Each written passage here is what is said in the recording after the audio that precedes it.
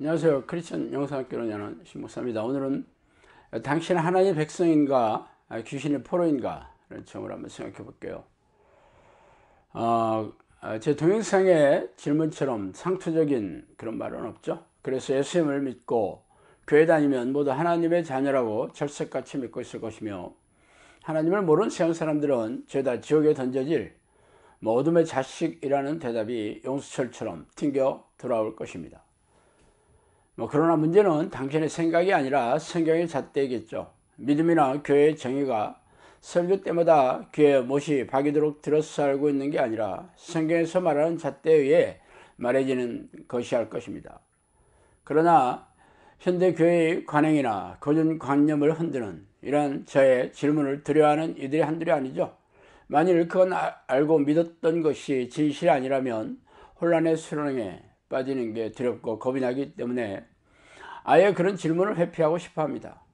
그래서 교회가 무능하고 교인들이 무기력하게 살아가는 이유이죠.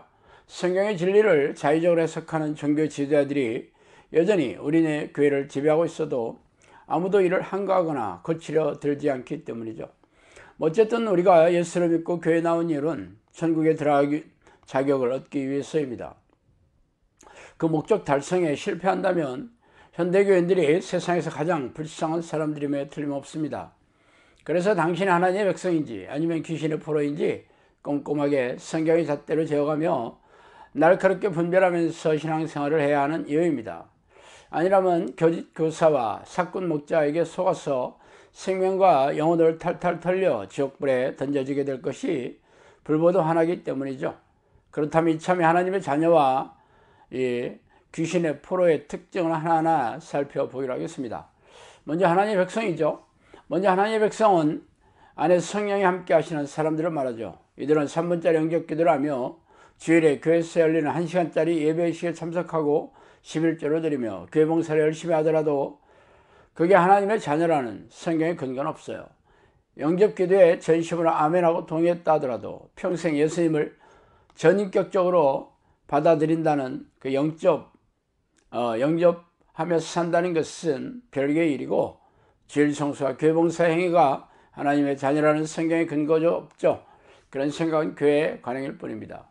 평안을 너에게 끼치노니 곧 나의 평안을 너에게 주느라. 내가 너에게 주는 것은 세상이 주는 것과 같지 아니하노라. 너희는 마음에 근심하지도 말고 두려워하지도 말라. 요한복음 14장 27절입니다. 주는 영이시니 주의 영이 계신 곳에는 자유가 있느니라. 고린도서 3장 17절이죠. 주 안에서 항상 기뻐하라. 내가 다시 말하노니 기뻐하라. 빌립보서 4장 4절이에요. 이렇게 성령이 함께 하시는 사람들은 내적 증거와 외적 증거가 나타나야 되죠. 내적 증거는 평안과 기쁨과 자유함이 자신 안에 늘 넘쳐나야 합니다. 그러나 그런 마음이 아니라 부정적인 생각에 사로잡혀 있다면 하나님의 사람이 아니겠죠. 외적 증거는 변화, 능력, 열매로 나타나야죠. 예수 그리스도의 영이 당신 안에 거주하시면 변화가 일어나게 됩니다. 부족한 성품이 거룩한 성품으로 변화하고 탐욕과 쾌락을 쫓는 세속적인 인생관에서 하나님의 뜻을 추구하는 제자의 삶을 결심하게 되겠죠. 그런 제자들에게는 기도하는 것마다 즉각 응답이 내려오고 또 물론 그 응답이란 하나님의 뜻대로 기도하는 것이 아니겠죠. 또한 방언, 치유, 예언 등의 성령이 주시는 은사가 나타나고 귀신을 쫓아내고 악한 영과 싸워 이길 수 있는 분별력과 영적 능력이 주어지겠죠. 그래서 영혼을 구원하고 하나님의 나라를 확장하는 도구로 살아가게 됩니다. 이렇게 하나님의 자녀는 기적을 불러일으키는 기대의 능력이 있으며 귀신을 쫓아내고 악한 영의 공격을 무력화시키며 귀신의 포로로 잡혀 온갖 중독과 고질병, 정신질환에서 벗어나지 못하는 사람들을 해방시켜서 구원의 강가로 인도하는 삶을 살게 되겠습니다. 자, 다음으로 귀신의 포로입니다. 이 귀신의 포로는 어둠의 자식이란 그런 의미로 불행 속에서 고통스럽게 살아가는 사람들이죠.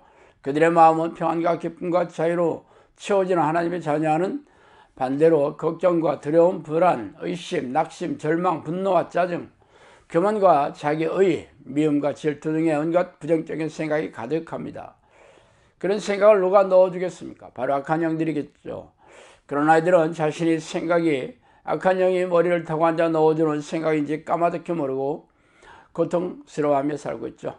너는 이것을 알라. 말세에 고통하는 때가 이르러 사람들이 자기를 사랑하며 돈을 사랑하며 자랑하며 교만하며 비방하며 부모를 거역하며 감사하지 아니하며 거룩하지 아니하며 무정하며 원통함을 풀지 아니하며 모함하며 절제하지 못하며 사나우며 선한 것을 좋아하지 아니하며 배신하며 조급하며 자만하며 쾌락을 사랑하기를 하나님 사랑하는 것보다 더하며 경건의 모양은 있으나 경건의 능력을 부인하니 이 같은 자들에게서 내가 돌아서라.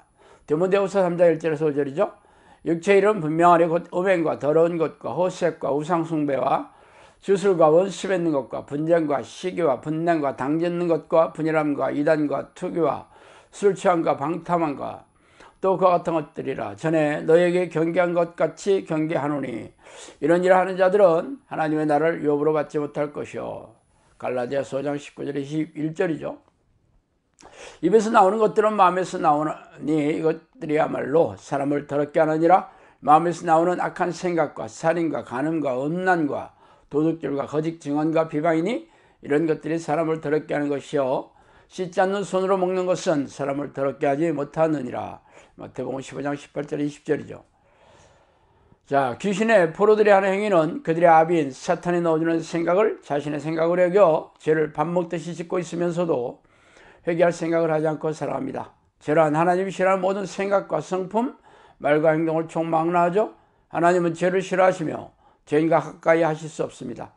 그러나 사람은 태어나면서 죄인으로 태어났기 때문에 성령이 안에 들어오셔서 예수 그리스도의 보혈의 공로를 믿음으로 죄를 용서해 주셔서 비로소 죄의 결박에서 풀어지고 죄를 빌미로 사로잡고 낙한 영의 선악에서 해방될 수 있는 것입니다.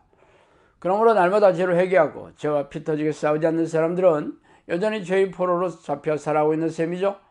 그렇다면 당신은 하나님의 자녀입니까? 아니면 귀신의 포로입니까? 아니라면 죄에서 돌이켜 날마다 회개하며 죄와 또 죄를 부추긴 악한 영들과 피 터지게 싸워 승리하는 삶을 살아야겠습니다.